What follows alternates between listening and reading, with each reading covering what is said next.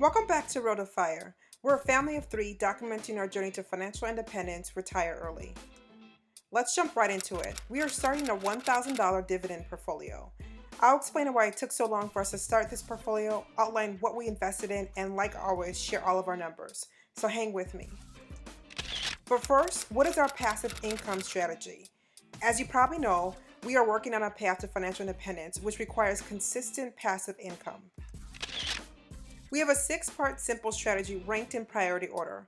I'll be sharing our FIRE number in the next video coupled with our August portfolio update. But our first source of passive income will be from our stock investments using the simple 4% rule. Our second source would be real estate through house hacking and then eventually the Burr method. We did have 2 duplexes that worked out really well for us that we sold to pay off our student loans, but we're waiting to get back into the market and have been kind of hesitant due to the current climate. Number 3 is all my husband. He's created a few online businesses last year that are finally picking up. Number 4 is all me. I have a few blogs that I started that are bringing an itsy bitsy bit amount of passive income right now, but have begun to pick up lately. Number 5 is a very slow burn for us. It's through affiliated marketing or product launches that we may potentially have in the future. Again, this is probably something my husband will focus on and not me. And the number 6 is our dividend investing strategy. It's new on our list, but we're excited to start it out with this small portfolio. In general, I'm a very lazy investor, like sloth lazy. If you have not seen our portfolio video, I'll add the information here. I prefer index funds and tax advantage accounts like most people in the FIRE community. I really chose this approach as I don't have the time to be an active investor right now. Honestly, life is just too busy.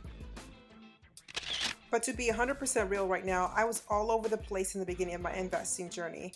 I dabbled in penny stocks, day trading, international stocks, and even at one point I was in an investing group that focused on finding the next future FDA-approved drug companies.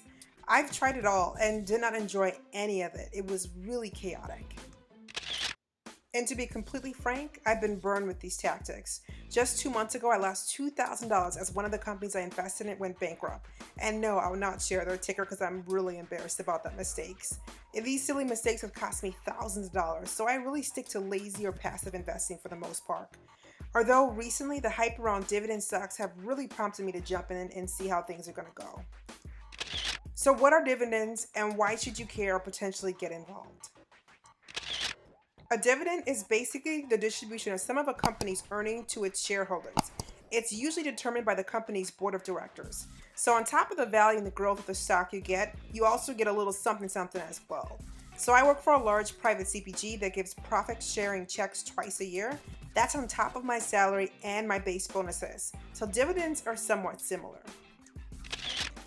But dividend investing is a long, slow road.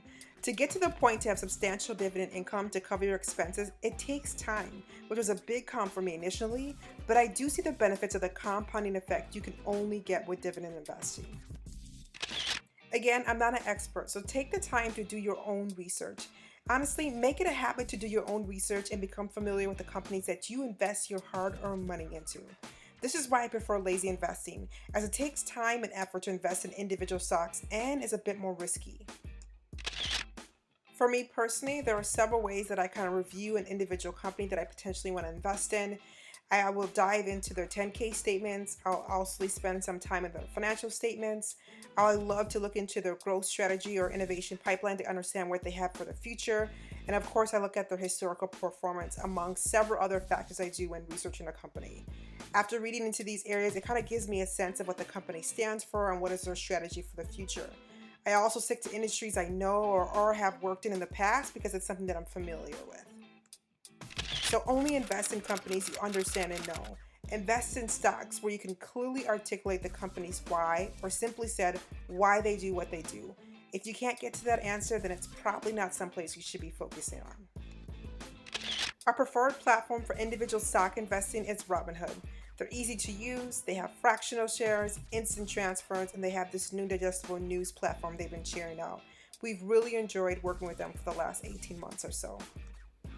All right, let's talk about what 4 companies we chose. Again, these are our personal choices based on our individual research. These are not recommendations. Okay, these are the 4 companies that we selected: IBM, AT&T, Exxon, and Coke. These are tried and true companies which have a strong standing of historical performance. As you can see, I chose 4 very boring companies and nothing sexy here, folks. I then invested $250 individually into each of these stocks, but 3 of them are still clearing with Robinhood as I made the transactions on the weekend. But you could do the fast math in your head, take the 250 divided by the current price, and you'll get our proposed shares. Personally, I didn't want to document anything that wasn't fully accurate because in a couple of years when I look back, I would like to have a true depiction of our overall FIRE journey. The total value of our portfolio is about $1,000. I plan to throw in about $200 a month into this account and divide it evenly across these 4 stocks. I'm literally going to sit back and see how it goes. I really don't have a long-term strategy for this. I do have a watch list of additional stocks that I'm looking at. There's Verizon, P&G, AbbVie, and 3M. As you can see across my stocks, there's a little bit of a theme here. I work in CPG, I'm from the Midwest, and I've had some experience in telecom, so that's usually where I focus when I talk about individual or look into individual stocks. Again, invest in where you know and focus on areas and companies that you can understand and articulate their strategy. Overall, nothing crazy to see in our portfolio, but I'm excited to see what the future has. I hope to grow this into a bigger part of our plan, but we'll see how it goes if it fits into our overall FI journey. I'm happy to make adjustments and changes if I see that there's growth in the dividend portfolio. If you've made it this far, thank you so much for watching. Don't forget to like and subscribe. Until next time.